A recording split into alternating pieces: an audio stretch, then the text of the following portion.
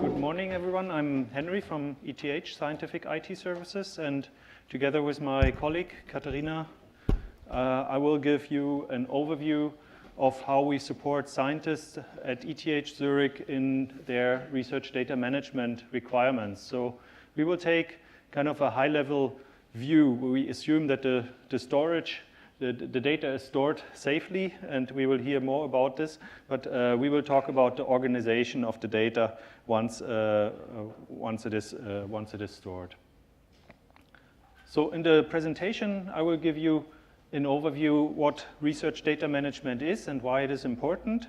Then I will outline some of the tools and services that we have at ETH and to support the researchers in research data management.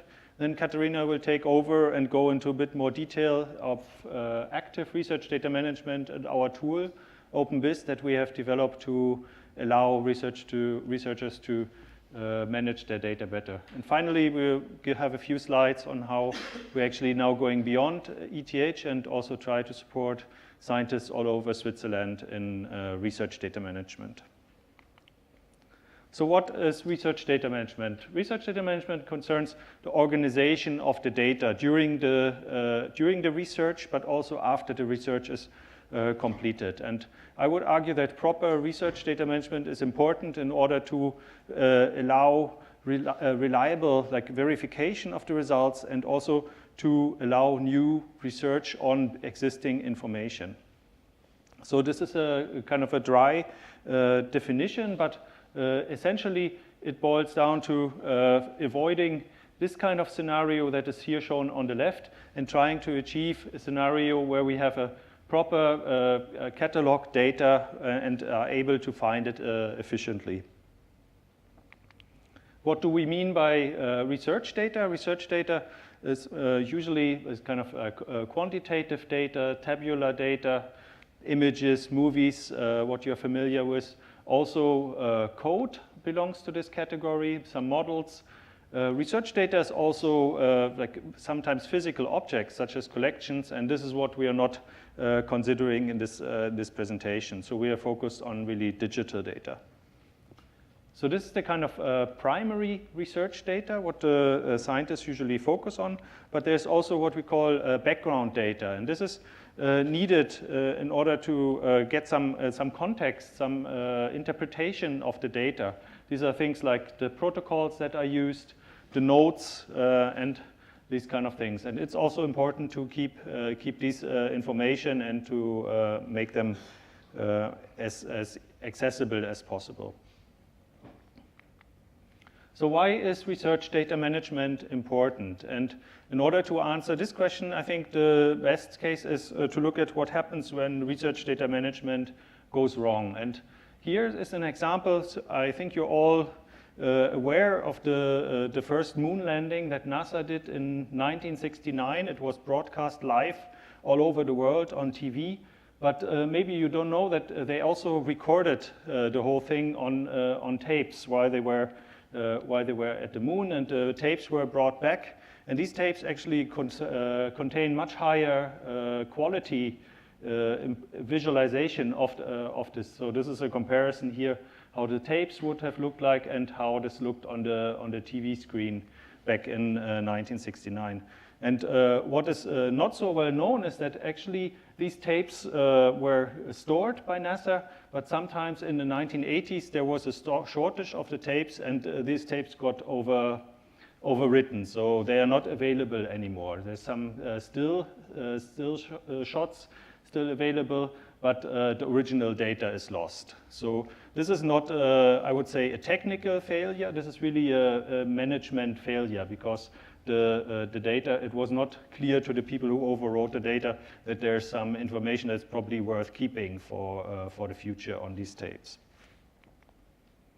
This is a very prominent example, but actually it happens again and again that scientific papers have to be retracted because the authors, they cannot really recover the data anymore. Data is missing, or some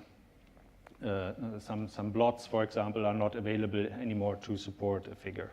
And this was actually investigated already a couple of years ago by a group, and shown here, they tried to systematically regain data from previous years, and they found that actually the amount of data that they can recover declines as time goes on.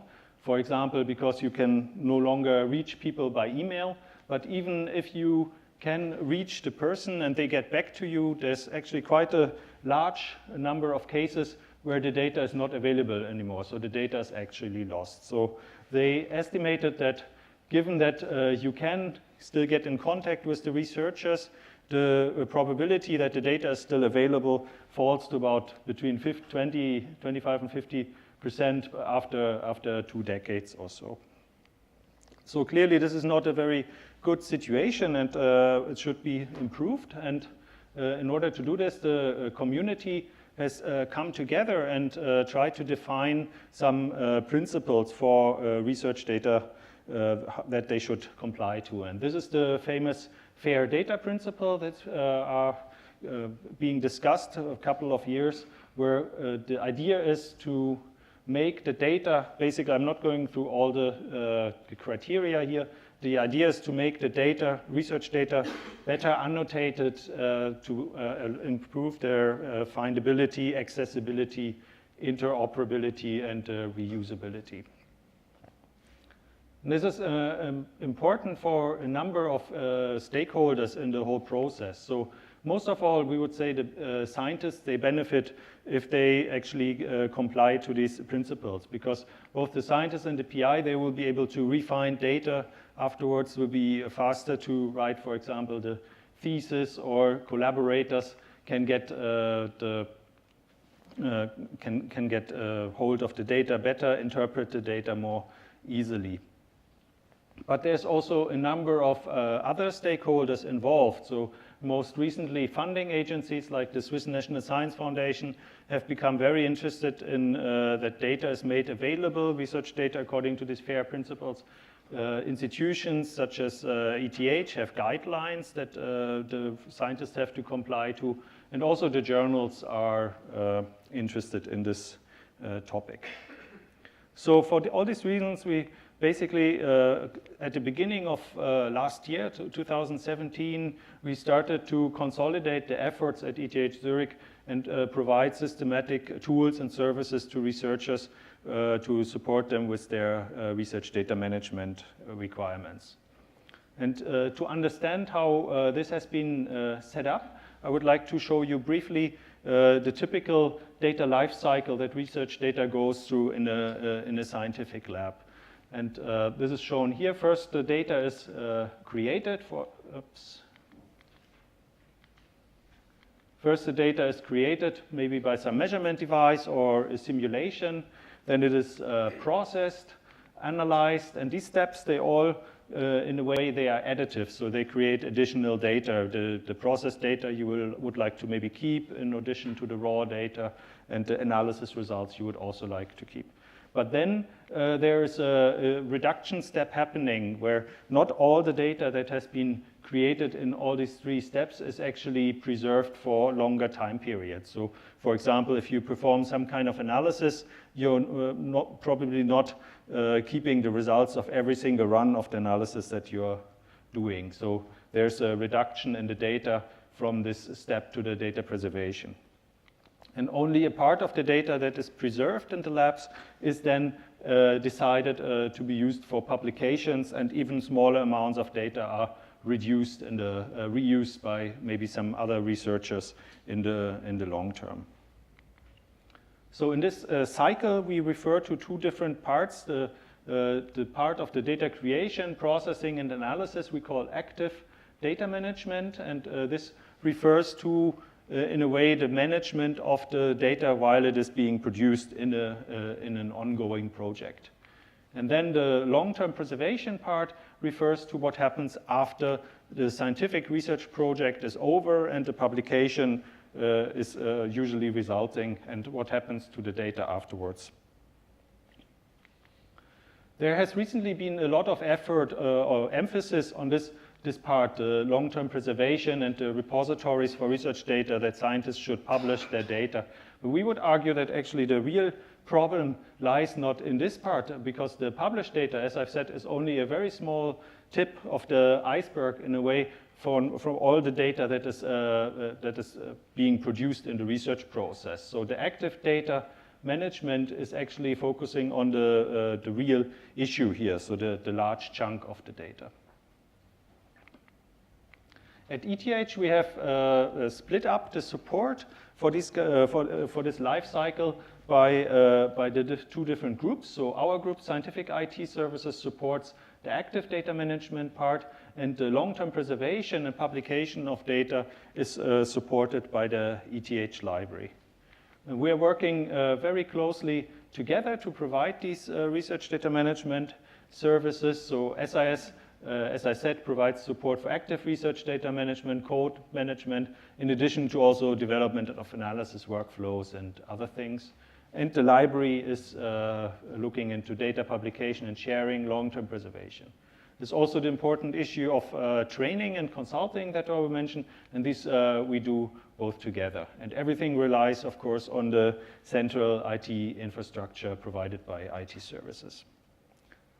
So scientists usually don't like to think in terms of like units, organizational units, so that's why we have decided to actually work together and create a central website which serves as the main point of information for researchers concerning research data management. So this website is online since last year and contains information on things like data management, planning, active data management, publication, and support and training. So what I'd like to do in the next few slides is to talk to you a little bit about our activities in the fields of data management planning and what the library has set up for publication and preservation of the data, and then Caterina will take over to talk about active research data management. So maybe some of you heard already about the data management plan. Data management plan is a document, a formal document that describes the data that is produced during a research project. And this is not only limited to the actual research project, but also after what happens to the data after the project ends. Data management plans have been around for a very long time, but they got more interest in recently, actually in Switzerland since October of last year, because the Swiss National Science Foundation has started to mandate data management plans. So every researcher who wants to submit a grant to the SNF has to provide a data management plan.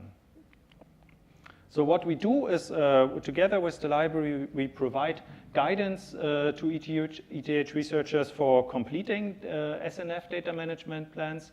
We have held several two info events together with the library, and we also provide templates for SNF data management plans. So here you can see, for example, a template that is used when the researchers use our openBIS data management system. So these are on the left the questions that the SNF wants answered, and here we provide basically answers that the researchers only have to copy and paste into their DMP, and so that's very easy for them to fill it out.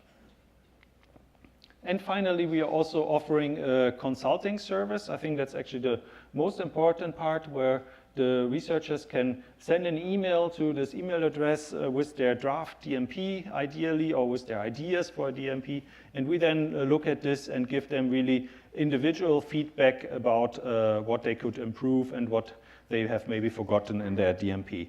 Now, this is a very popular service. There's already quite a few researchers that have made use of this. In terms of data publication, so making data publicly available after a research project, the library has now set up a data repository, which is called the ETH Research Collection. And this is a repository that is acknowledged by the Swiss National Science Foundation. So researchers at ETH can simply say they will publish their data in this research collection, and SNF will be happy. Currently, it's, according to preliminary analysis of the SNF, the second most popular repository in Switzerland after Zenodo. It's both for publication and research data sets, so the scientists can link their publication with the relevant data, which is also important for publication in some journals. Currently, it requires a web upload, which is limiting a little bit the amount of data that you can put in there. And it allows to reserve and register DOIs already for the data sets when you create them. The data is long-term preserved in the data archive. I will come to this. And the research collection has actually the possibility to control access. So you can say, for example, during a review process that only certain people can access the data, like reviewers of the paper, for example. And then afterwards, you can make the data publicly available to the whole world. One important thing is that the metadata is always available. So this is not like a dark archive where you cannot know what is in the research collection. So I already mentioned the ETH Data Archive. This is a digital preservation solution for data that is supposed to be stored longer than 10 years. So when you publish your data to the research collection, you have to indicate whether you want the data to be there for 3 years, 5 years, 10 years, or forever. And if you select 10 years or forever, the data will go automatically in the data archive, but there's some requirements. So there will be additional checks whether the records have meaningful metadata and whether it's open, well-documented file formats are being used. This is important that the data is not only there in 10 years, but also interpretable still in 10 years. Finally, I would like to show you a little bit what we are doing in the field of education and training. I think this is actually one of the most important things, to give really research data management trainings to scientists at research institutions, to make them aware of the issues and to create the expertise in the local communities about this, this topic. So we have coordinated research data management trainings about twice a year together with the ETH Library. We hold info events on data management plans, and also the library and SIS give separate trainings on, for example, on the research collection by the library, and we are focusing on active research data management. Overall, I would say we have already targeted about let's say 100 to 200 PhD student postdocs at ETH, mainly also some staff, and I think this has been very successful over the last couple of years.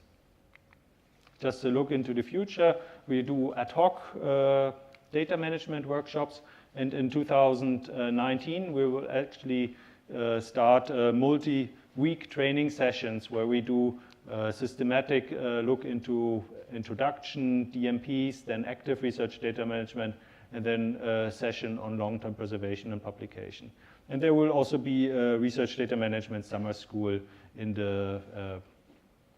June of next year. So then I would like to hand over to my colleague, Caterina, who will talk about active research data management and our data management system, openBIS. Okay, thank you. Okay. Can you, sorry, can you hear me? Yeah. Okay, so Harry already mentioned before what is active research data management, and now I will tell you a little bit more in practical terms what we can do for managing our research data actively, and actually also what we do at SIS to help scientists with this. So I would like to start by having a look at a very schematic overview of what's the research workflow in both experimental and computational labs. So if people are working in experimental labs, most often they would start by preparing some samples in a way or another, and then they would take some measurements from these samples. If we are in a computational lab, we gather data from somewhere. In both cases, then the data that is acquired, either from measuring instruments or from some other sources, needs to be processed.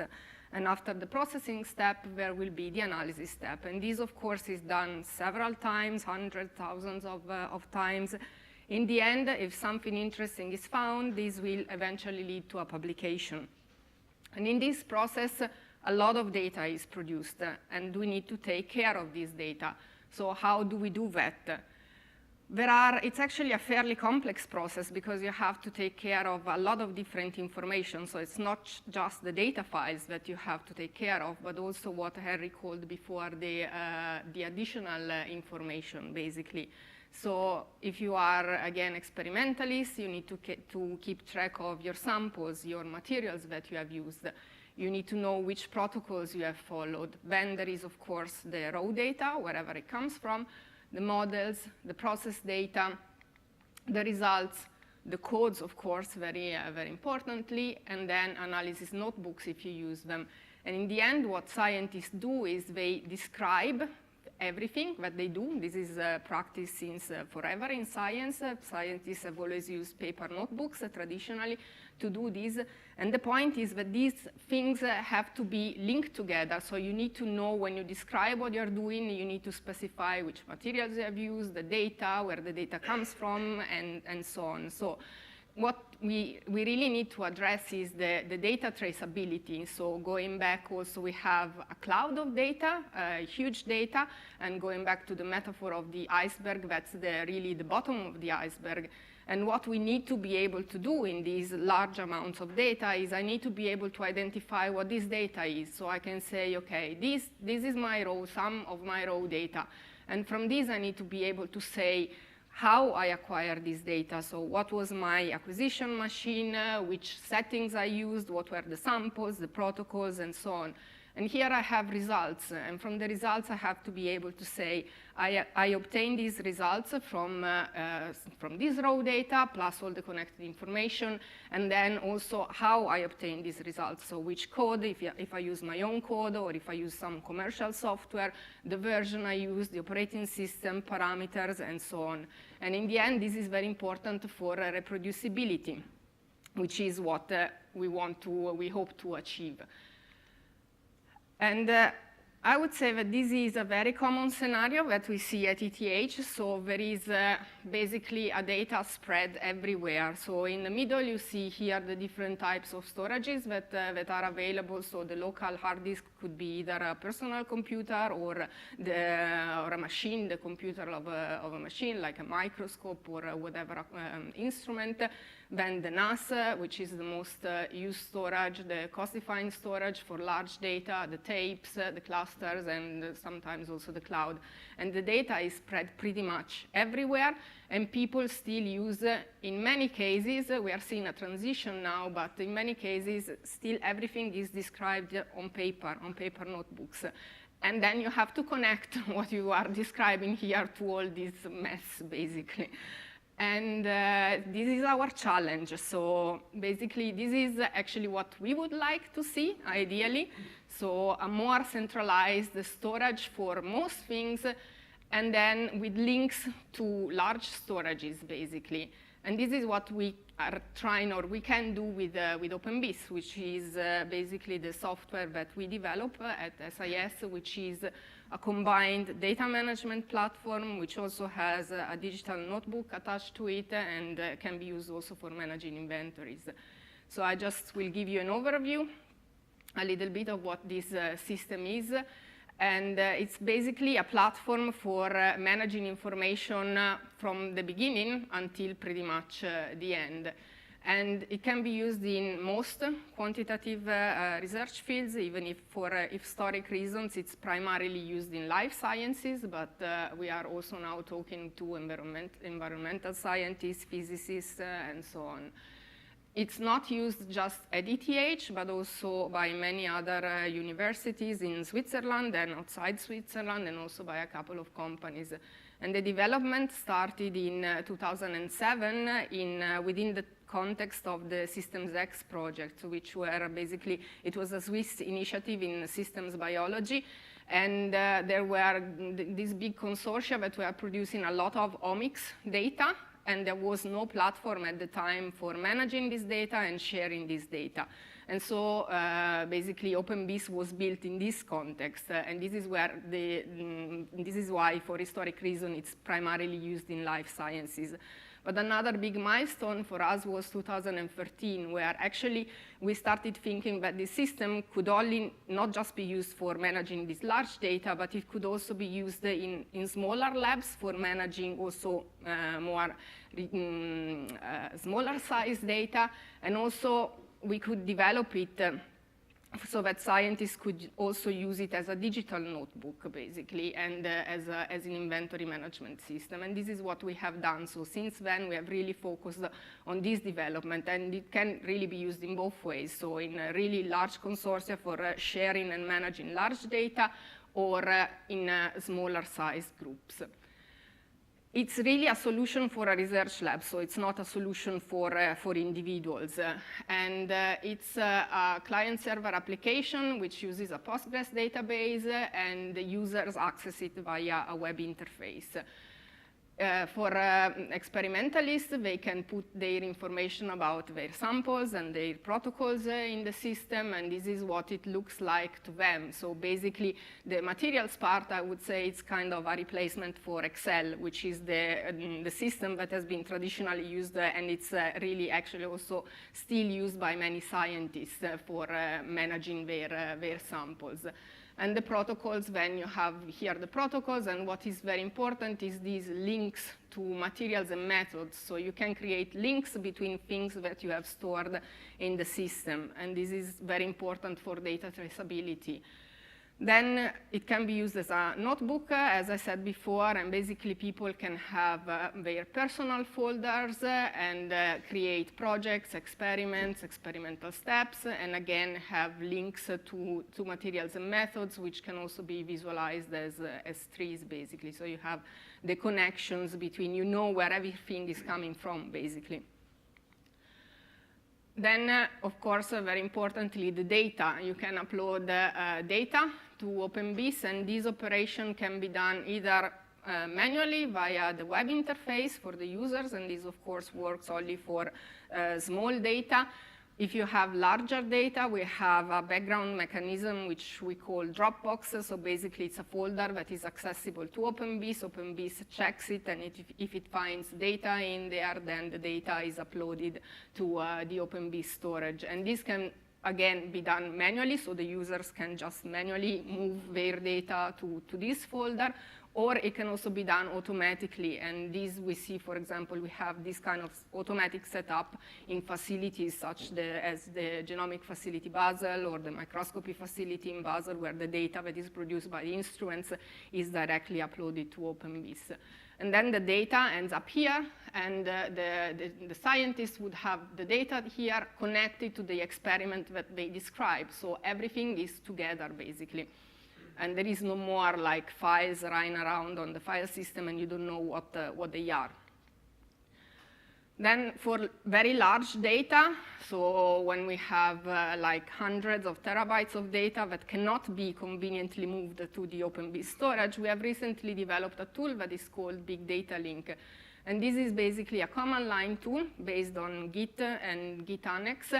And basically, this allows to use openBIS as a metadata repository. So the idea is that scientists would describe their experiments or their computational experiments in openBIS, and then just use this tool to create links to the data.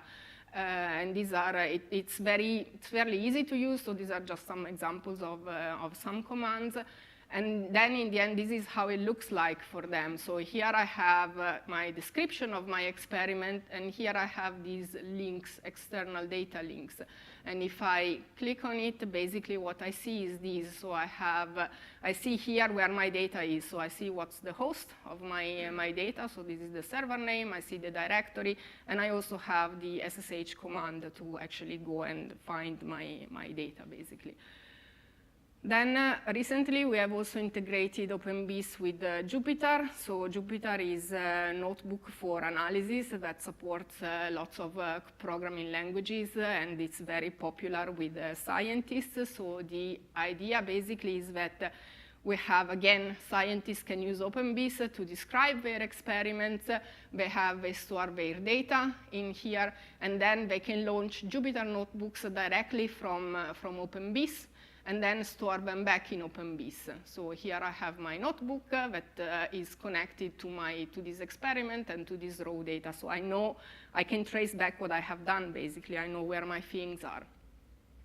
And finally, most importantly, we have several APIs that allow also to basically integrate openBIS, to take data out of openBIS, to put data back into openBIS in a more programmatic way. So if people don't want to use the openBIS interface, they don't have to. So you can use the system really how you want. There are some users, like biologists, maybe are more comfortable in doing everything via the user interface, and some more advanced users instead don't care about it and want to do everything more programmatically, and via the APIs, this is possible. And it's possible, for example, to create workflows for large-scale data analysis on a cluster, store the data in openBIS, and make basically openBIS part of these workflows. So we have an example here of a pipeline that was developed by one of our colleagues at SIS for RNA-seq analysis, and this was done in collaboration with a professor in the Department of Biology at ETH. And basically, the data is stored. I'm not going to go into the details of this, but basically the data, the sequencing data, is stored in openBIS.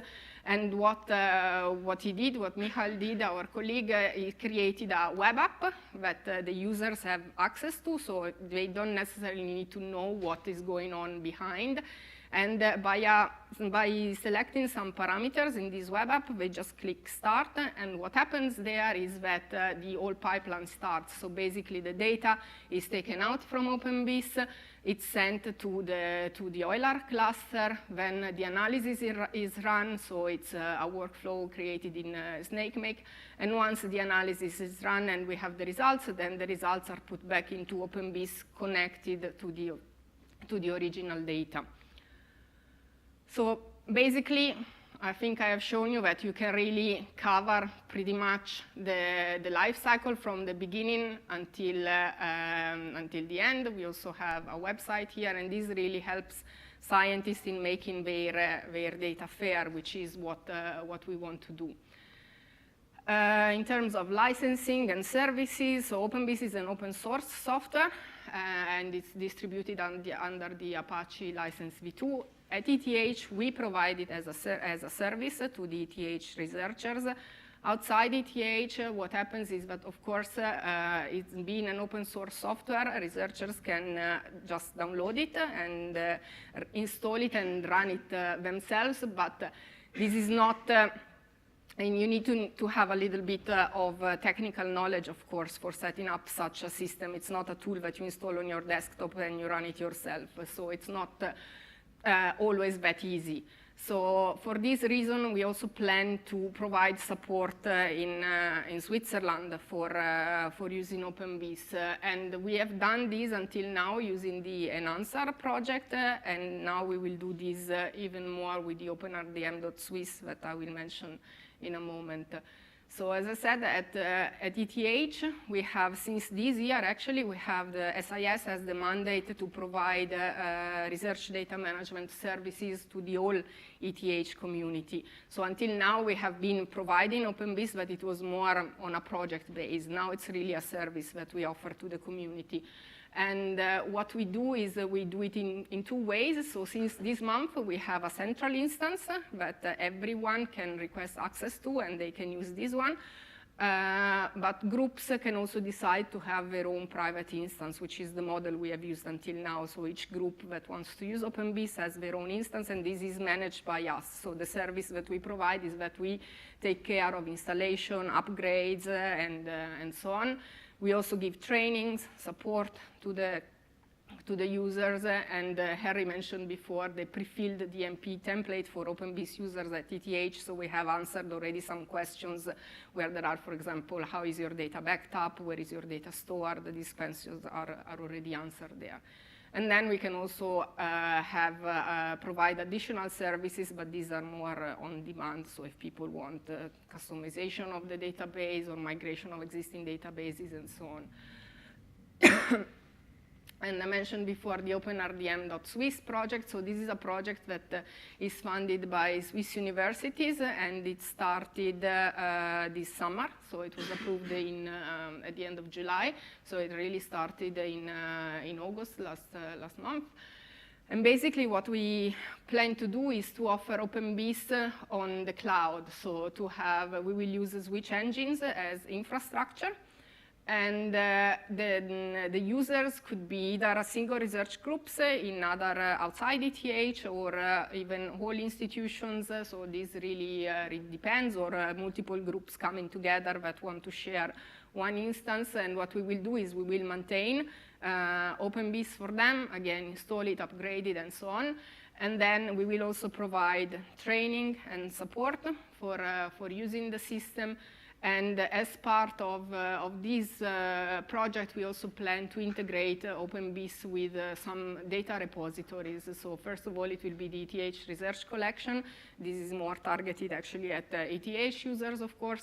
But then there is a plan to also use to integrate it with Zenodo and DLCM. So the idea is that people will use openBIS to manage their data daily. So this is a system you use on a daily basis. And then once you have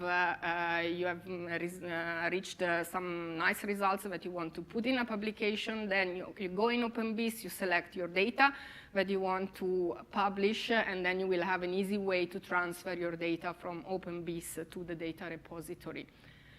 So to sum up, I think in the last couple of years, we have really established some good services for research data management at ETH, and this is really a collaborative effort between SIS and the ETH library. So we start from the beginning, from the data management planning support, and with the trainings, which is something we really put a lot of emphasis on, because we believe this is extremely important. And then also we provide tools, both for active research data management and then for long-term preservation and data sharing. So I've shown you openBIS, the system that SIS develops and that we offer at ETH, and from now on also for the Swiss academic community. And our aim is really to enable scientists to have fair data, which is this ever-increasing requirement from everyone. And here, I would like to thank all the people from the SIS team, which is quite a big team, and it keeps growing. And also our colleagues from the Digital Curation Office from the library. And here you have mine and Harry's email address, our website, and we also have, since a couple of days, a new Twitter account, so you can now also follow us on Twitter. And this is the end, so if you have any questions. Thank you.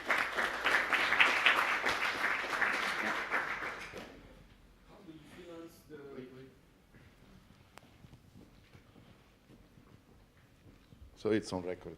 You can ask and then we register it. Okay. Now, who pays for the data that stays in your system? Because maybe a group gets transferred to another university. So if we don't offer the storage ourselves. So the storage comes from the central IT normally, and the groups have to pay for the storage themselves. So, and then this is also actually a department policy. So in some departments, maybe at ETH, it's the department that pays for the storage. In some other, it's the group that pays for the storage. But we don't provide this. Well, I mean, we set it up, but we don't cover the costs of the storage.